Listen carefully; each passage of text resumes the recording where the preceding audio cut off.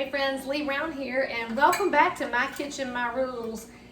As it turns out, you people have opinions about things, and you have lots of requests that you like to make. And after I made my margaritas for 𝙏𝙀𝘼𝘾𝙃 and showcased the fact that I do still have my bartender's Rolodex, it snuck out of my mouth that I was using store-bought sour mix because I had not had a chance to make any of my own. And so then I got some requests that said, well, how come you tell us how to make your sour mix if it's so good and missing? So, all right, here you go. So now why am I fixing it right now? Because frankly, it's about to get nice outside. And you know you need sour mix for like so many things. Long Island iced tea or margaritas, amaretto sour, whiskey sour. I mean, you can use it for a lot of things. So it's really good when you make it yourself. It doesn't take you but a minute. So this is super easy. Here's what you need. You need 2 cups of water. Or 1 cup if you want to cut this in half. Now I'm making 2 cups because we're going to use it up, frankly, around here because quarantine is about to work my nerves, and now I can show houses again. So now I get to mix in working with being at home. And so we're going to add to that 2 cups of water, 2 cups of sugar. So if you're a math genius, I challenge you to now figure out how much sugar you need if you use 1 cup of water. See? And y'all said you couldn't do math. You learned something back in school. So now we're going to cut the burner on to medium high. I'm using a 6 out of a 10. I've lived my life that way, right? So anyway, we're going to heat this up and stir it until the sugar is dissolved. So basically you're making a simple syrup. For some of y'all, that's what you do to feed the hummingbirds, right? You're making that. Now while that's heating up, we are going to juice the heck out of some lemons and some limes. Now how many, friends? Well, with the way I've always fixed it, I do 8 lemons and 8 limes. And now you could do more or less or whatever you feel like. I frankly don't really care what you do at your house because that's your kitchen, your rules, right? And of course I'm using my trusty little Pampered Chef juicer here. Now if you happen to buy some lemons that aren't all the way ripe or some limes that look a little sketch, if you roll it around on the countertop, it'll loosen up the juices. But this is a time to buy the ones that are ready to roll because you're going to have a lot of juicing to do here. And you can also put them in the microwave for just a quick second to heat it up. And I mean like 7 seconds.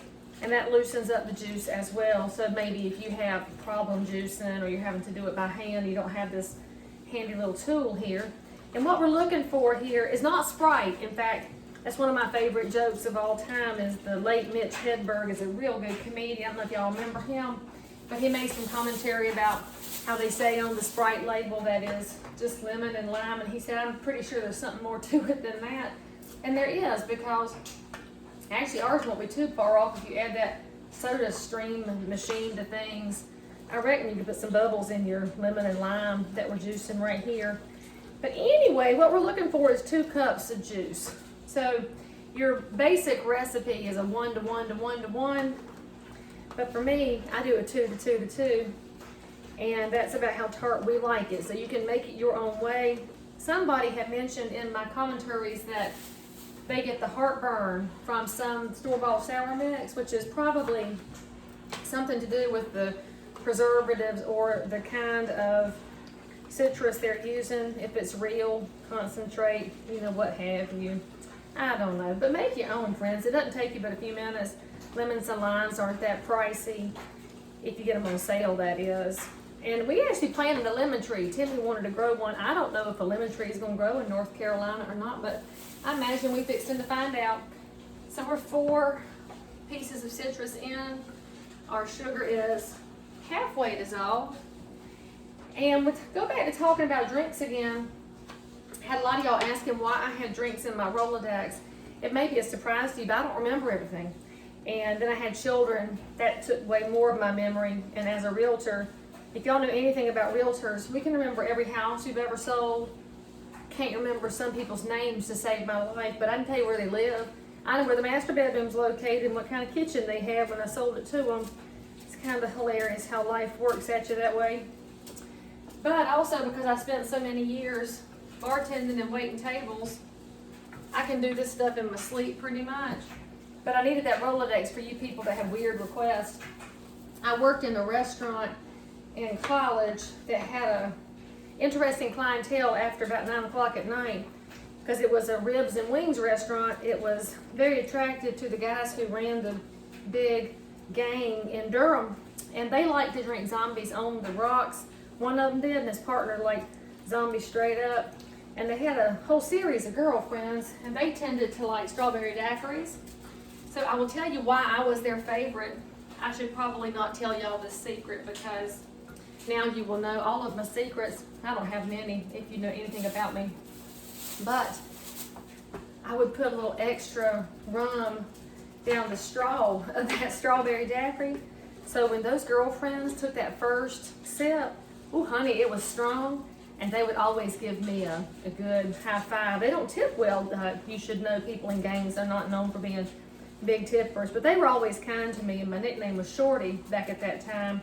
And I saw that Anne Marie was watching one of my videos, and she got to giggling because she was one of my roommates in college. And she remembered the time the police came to our house at about 2 a.m. looking for this boy that I was dating at the time. I did not know what things he was up to after dark until the police came and informed me that he had been put into the clink. Anne Marie remembers that. It was a good time in our house. See, I probably shouldn't tell y'all every story in the world. This is probably why I was a bartender and not somebody who drank too much, because I used to hear all the stories. All of them. All right, so if you want to know what you're going to do next, after we get 2 cups of citrus juice and we've got that stuff down, you need to find a good mason jar. Actually, this is a ball jar, let's be honest. And we like ball brand. We're very brand conscious over here in my kitchen. And we're gonna put all of that sour mix in that ball jar. And friends, it's good for about 2 weeks. I mean, after that, you really don't want old sour mix, just like you don't want old simple syrup. But if you're smart, you'll fix some just in time for everybody to come over for your big Memorial Day barbecue. And I hope you're all gonna have one, because it is high time for us to have some in-person time with each other. And I'm sure you're tired of watching me do this now. It's not that hard, see? It was an easy recipe. If you want to know something else from my bartending days, you need to ask me and I will tell you. And otherwise, we'll see you next time on My Kitchen, My Way. Probably should have just shown y'all the last step here. We're pouring the juice, lemons, and limes into the simple syrup. After it cools is when you put it in the mason jar. I know I probably shouldn't have to tell y'all everything, but just in case somebody out there is confused or needs more instruction, there you go. See you next time.